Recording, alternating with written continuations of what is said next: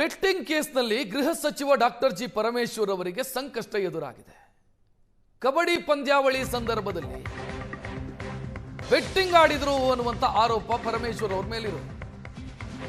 FIR ದಾಖಲಿಸುವುದಕ್ಕೆ ಜನಪ್ರತಿನಿಧಿಗಳ ವಿಶೇಷ ಕೋರ್ಟಿಗೆ ಆದೇಶ ಮಾಡಿ 2025 ಅಕ್ಟೋಬರ್ 19ನೇ ತಾರೀಕು ಕಬಡ್ಡಿ ಪಂದ್ಯಾವಳಿ ನಡೀತಾ ಇತ್ತು ತುಮಕೂರಲ್ಲಿ.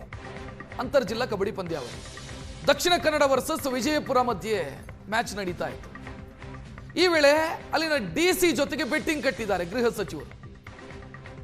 ಇದು ದೊಡ್ಡ ಮಟ್ಟದ ಚರ್ಚೆ ಕಾರಣ ಆಗಿತ್ತು. ಒಬ್ಬ ಹೋಮ್ ಮಿನಿಸ್ಟರ್ ಈ ರೀತಿ ಬೆಟ್ಟಿಂಗ್ ಕಟ್ಟಿದ್ರೆ ಹೆಂಗೆ, ದಕ್ಷಿಣ ಕನ್ನಡ ಗೆಲ್ಲತ್ತೆ ಅಂತ 500 ರೂಪಾಯಿ ಕಟ್ಟಿದ್ರು, ಬಾಜಿ ಕಟ್ಟಿದ್ರು ಪರಮೇಶ್ವರ್. ಬೆಟ್ಟಿಂಗ್ ಕಟ್ಟಿ ಸೋತಿದ್ದೀನಿ ನಾನು ಅಂತ ಬಹಿರಂಗವಾಗಿ ಹೇಳ್ಕೊಂಡಿದ್ರು ಕೂಡ ಪರಮೇಶ್ವರ್. 500 ರೂಪಾಯಿ ಡಿಸಿ ಕೊಟ್ಟಿದ್ರು ಪರಮೇಶ್ವರ್, ಮತ್ತೆ ಅದನ್ನು ಹೇಳ್ಕೊಂಡ್ರು, ಈ ರೀತಿ ನಾನು ದಕ್ಷಿಣ ಕನ್ನಡ ಟೀಮ್ನ ವಿರುದ್ಧ ಕಟ್ಟಿ ನಾನು ಸೋತೆ, ಆ 500 ರೂಪಾಯಿನ ಡಿಸಿ ಕೊಟ್ಟೆ ಅಂತ.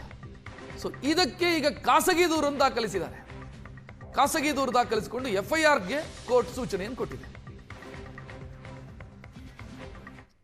ಪಂದ್ಯಾವಳಿ ಸಂದರ್ಭದಲ್ಲಿ ಬೆಟ್ಟಿಂಗ್ ಆಡಿದ್ರು ಅನ್ನುವಂತ ಆರೋಪ ಪರಮೇಶ್ವರ್ ಅವರ ಮೇಲಿದೆ.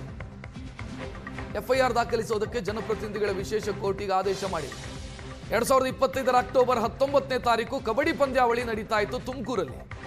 ಅಂತರ್ ಜಿಲ್ಲಾ ಕಬಡ್ಡಿ ಪಂದ್ಯಾವಳಿ ದಕ್ಷಿಣ ಕನ್ನಡ ವರ್ಸಸ್ ವಿಜಯಪುರ ಮಧ್ಯೆ ಮ್ಯಾಚ್ ನಡೀತಾ ಇತ್ತು. ಈ ವೇಳೆ ಅಲ್ಲಿನ ಡಿಸಿ ಜೊತೆಗೆ ಬೆಟ್ಟಿಂಗ್ ಕಟ್ಟಿದ್ದಾರೆ ಗೃಹ ಸಚಿವರು.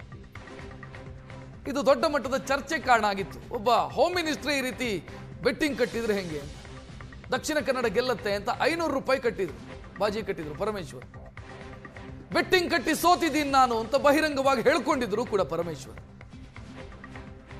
500 ರೂಪಾಯಿ ಡಿಸಿ ಕೊಟ್ಟಿದ್ರು ಪರಮೇಶ್ವರ್, ಮತ್ತೆ ಅದನ್ನು ಹೇಳ್ಕೊಂಡ್ರು, ಈ ರೀತಿ ನಾನು ದಕ್ಷಿಣ ಕನ್ನಡ ಟೀಮ್ನ ವಿರುದ್ಧ ಕಟ್ಟಿ ನಾನು ಸೋತೆ, ಆ 500 ರೂಪಾಯಿನ ಡಿಸಿ ಕೊಟ್ಟೆ ಅಂತ.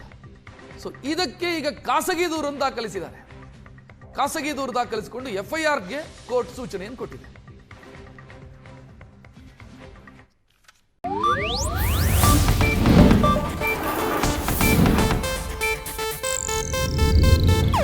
ಇದು ಏಷ್ಯಾನೆಟ್ ನ್ಯೂಸ್ ನೆಟ್ವರ್ಕ್ ಪ್ರಸ್ತುತಿ.